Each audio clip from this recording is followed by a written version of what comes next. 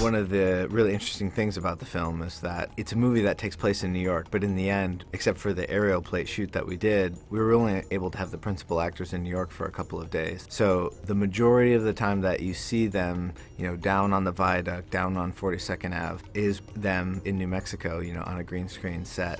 What was very clear from the outset was that we weren't able to shoot the action as we were watching it in the animatics, and that we were going to have to create a CG playground around the stock tower, which effectively covered about 20 square blocks. There's quite a few restrictions about shooting in New York, and where you can get road closures and where you can set off pyro, which isn't very much, and you also have a lot of restrictions around where you can take a helicopter and do filming. You can't get below 500 feet above the tops of any buildings. What made this project different for us was just the volume of data that we knew we would have to capture. The team shot 7 miles of streets while 100 feet above in a crane, as well as 35 different rooftops across the city, both day and night, multiple levels. It was an enormous challenge, and the data that we acquired was effectively 2,000 spheres and over 250,000 images. From that photography, we would take the spheres in, we would project it onto the geometry, and that would give us a nice base to start from. We would get some pretty good results very quickly, but it's the details that take, the longest amount of time. We'd have to go in and paint out all the trees and all the cars and all the people that are supposed to be moving, and everything that sticks out from the building would have to be painted out as well. So there are a sequence of shots early in the movie where we're flying with Iron Man through New York at nighttime, and that presented us a bit of a different challenge, because we knew, because we were flying so close to buildings, we would have to see inside those buildings and see offices.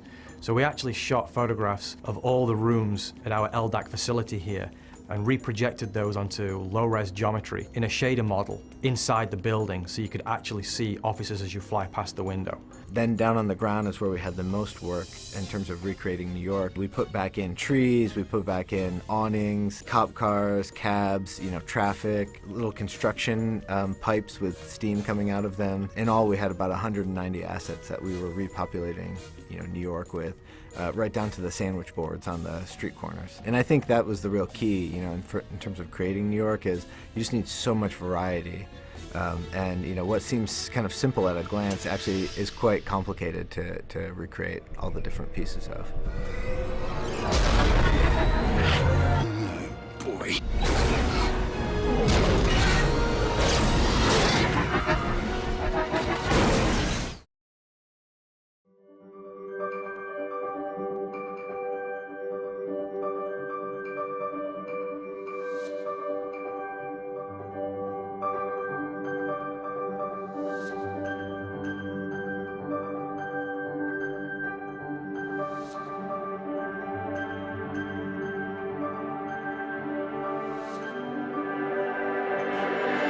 Thank you.